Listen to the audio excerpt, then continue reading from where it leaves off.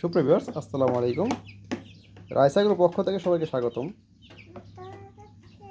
আপনারা জানেন যে আমি কিছু টাইগার মুরগি এনেছিলাম শেখার জন্য, যেহেতু আমি একদম নতুন খামারি সবেমাত্র শুরু করেছি। আমি মুরগিগুলোর অবস্থা দেখাচ্ছি আপনাদের। এগুলো বোর্ডিং করা 16 দিনের বাচ্চা এনেছিলাম।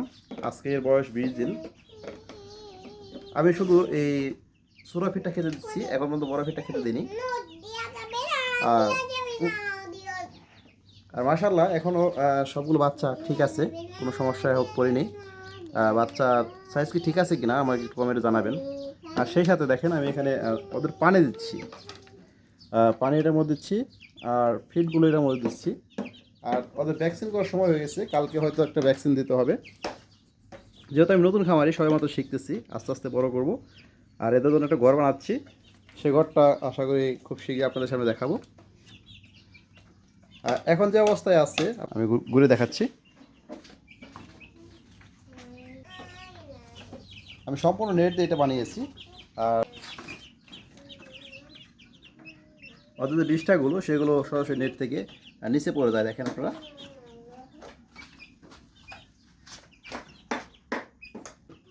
আমি আপনাদের কাছে জানতে চাচ্ছি যে টাইগার মুরগির যে ভ্যাকসিনের নিয়মটা, অনেকে বলে নাকি ভ্যাকসিন যে ডিসিআর ডিবিটা আছে সেটা হলো গিয়ে আপনার চোখের মধ্যে ফোঁটা করে দিতে হয়, এক ফোঁটা করে দিতে হয়।